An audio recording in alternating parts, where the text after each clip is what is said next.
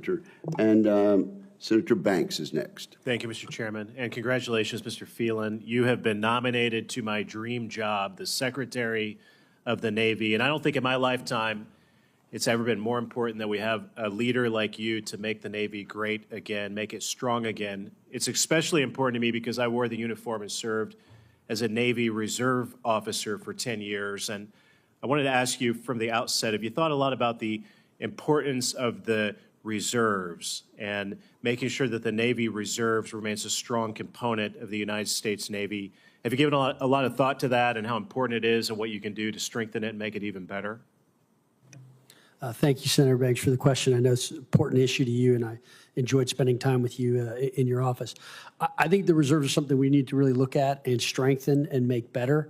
I think it's kind of, what I've heard, again, not in there, it's that the reserves are kind of an afterthought a little bit today in today's Navy, and that's a mistake. And I think you've seen reserve forces used with great efficacy in the Marines and in some of the other service branches.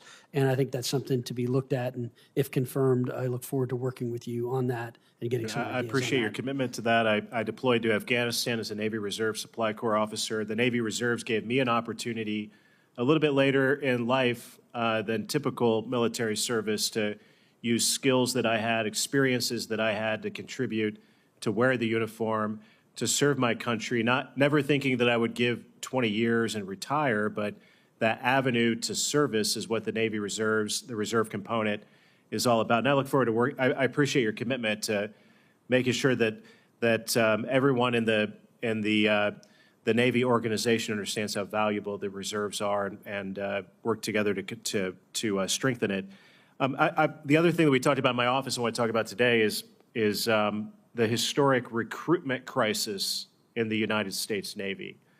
In the over 50 years of an all-volunteer force, the Navy's missed the mark year after year under the last administration.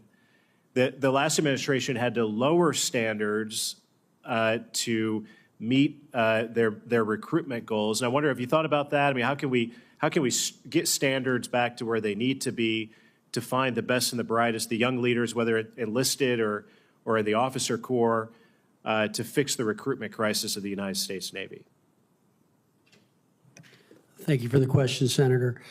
Look, I think it's critical that we have standards that are high and that we have people who can meet those standards. The business is warfighting, and there's no margin for error in that. So you need the most capable and best people, and we need to have high standards to meet that.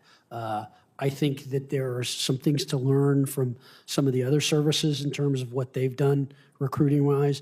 I think the Marines in particular have done a very effective job at it. What I understand is the Marines put some of their best leadership into the recruiting role, and that's one of the reasons why they do so well with it. So I'm going to try to adapt some of the best practices we get from other services and from my business experience in how to attract and retain talent. A lot of it is making sure that whatever the job may be, that you kind of have the appropriate skill sets mapped out, and then you try to hire that person. And I think that's really an important thing.